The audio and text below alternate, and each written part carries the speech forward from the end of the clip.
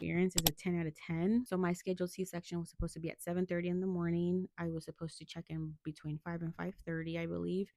So we ended up getting there, got me all set up with the monitors to monitor his heartbeat and his movements and all of that. 7:30 came by and they were like, we've had a C-section, emergency C-section. And I was like, you know what? It's fine. I'm literally not in a hurry. I wasn't upset at all. I was like, you know what? Things happen. Take your time. You know, time is going to come eventually at some point today.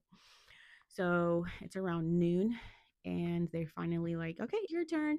Anesthesiologist comes in. He kind of what's going to happen. And I was like, okay, you're like the student, right? Because I really don't want a student performing my anesthesia on me. Like, I only have one body. They explained to my husband he was going to be waiting. They gave him his gown and everything. And they took me back, put my spinal tap in. Within seconds, I went numb. My doctor comes in and he's like, hey, how are you doing? You ready for this? And I was like, yeah, let's get it over with. I'm ready to meet him.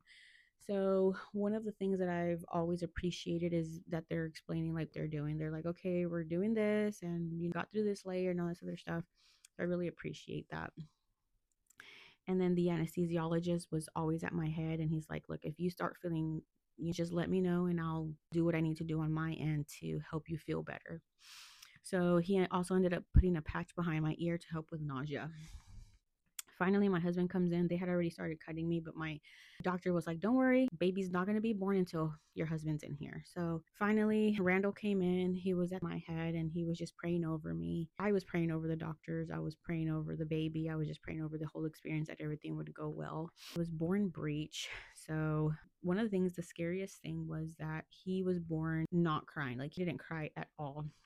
He had a lot of fluid in him. So I told my husband, like, don't worry about me. They're going to take care of me. Go be with him and make sure that he's okay. And the entire time, I just have my eyes like focused on my husband and the baby. My husband was like, yep, he's just fine. They're just trying to clear him out. He's alert. He's awake. He's moving. He's breathing. He hasn't cried.